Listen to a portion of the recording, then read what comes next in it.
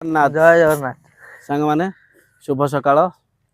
ଆମେ ଆସିଛୁ ଖାରଡ଼ ଯେଉଁ ଆମର ଡ୍ୟାମ୍ ହେଉଛି ଆଉ ଏଠି ମହାକାଳୀଙ୍କ ମନ୍ଦିର ଅଛି। ବଡ଼ମ୍ବାର ଆଦିଷ୍ଟ ଦେବୀ ମା ମହାକାଳୀଙ୍କ ପାଖରେ ଯେଉଁ ଡ୍ୟାମ୍ ହେଉଛି ଏଠିକି ଆସିଛୁ ବଣଭୋଜି ସହ କ୍ରିକେଟ ଖେଳିବା ପାଇଁ। ଆଉ ପତେଇ ଭାଇମାନେ ଆସନ୍ତୁ। ଏଇ ସୌନ୍ଦର୍ଯ୍ୟର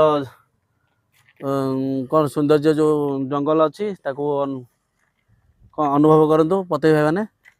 କିଭଳିଆ ସୌନ୍ଦର୍ଯ୍ୟ ଜାଗା ଅଛି। ପତେଇ ଭାଇମାନେ ଆସନ୍ତୁ ବଣଭୋଜି ସହ ଆର ମଜା ନିଅନ୍ତୁ। ଆଉ କ୍ରିକେଟ ଯେଉଁ ଭାଇମାନେ ଆସୁଛନ୍ତି କ୍ରିକେଟ ବଲ୍ ଆଉ ବ୍ୟାଟ୍ ଧରିକି ଆସନ୍ତୁ କ୍ରିକେଟ ଖେଳନ୍ତୁ। ବ୍ୟାଟିଂ କରିବାକୁ ଯାଉଛି ଏବେ ମୁଁ। ହଁ ତମେ କୁହ ଚାଲ ମୁଁ ହେଲେ ସିଦ୍ଧାର୍ଥ ନଉଥିଲି। ଚାଲ ଏଠି ବ୍ୟାଟିଂ କରିବା। ସଚିନ ବଲ୍ ପକା। ଆମେ ମାମୁଁ ଭଣଜା ସମସ୍ତେ ଆଇଛୁ କ୍ରିକେଟ ଖେଳିବା ପାଇଁ।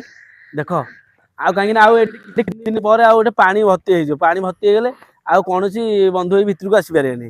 ଯୋଉ ବନ୍ଧୁମାନେ ଆସୁଛନ୍ତି ବ୍ୟାଟ୍ ବଲ୍ ସହିତ ଧୀରେ ଫ୍ୟାମିଲି ସହିତ ଆସନ୍ତୁ ମଜା ନିଅନ୍ତୁ। ଥିବା ଯେଉଁ ଡ୍ୟାମ୍ର ମଜା ନେଉଛୁ।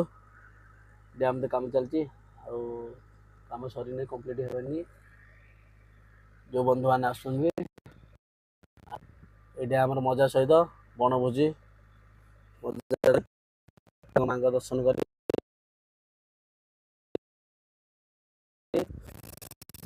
ଆସନ୍ତୁ। ନୂଆ ବର୍ଷରେ ଗୋଟେ ମଜା ନ କରିବା, ଖୁସି ମନେଇବା ଫ୍ୟାମିଲି ସହିତ। ଝରଣା ବି ଅଛି, ମାଛ କାଠ ପାଠ ସବୁ ସୁବିଧା ଅଛି ଏଠି। ଆସନ୍ତୁ ପତେଇ ବନ୍ଧୁମାନେ। ଦେଖ ସାଙ୍ଗମାନେ କେମିତି ହାତୀ ହଗିଛି। ଏ ଡ୍ୟାମକୁ ଯିବା ରାସ୍ତାରେ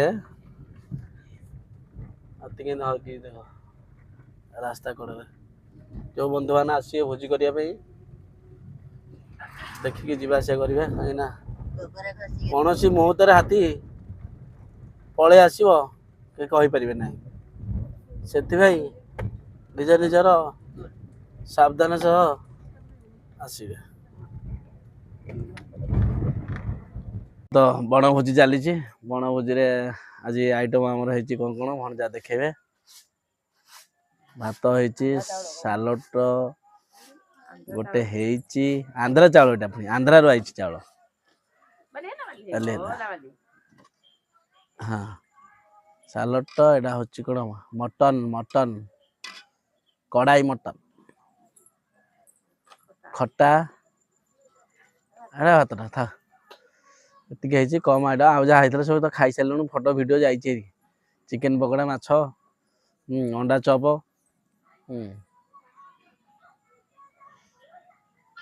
ଆସିନାହାନ୍ତି ବନ୍ଧୁମାନେ, ଆସିନାହାନ୍ତି। ବନ୍ଧୁମାନେ ଆସିଲେ ଖିଆପିଆ ବନ୍ଦୋବସ୍ତ ଚାଲିବ। ଆଉ ଯେଉଁ ଭାଇମାନେ ପାଖାପାଖି ଅଛନ୍ତି ଆସନ୍ତୁ।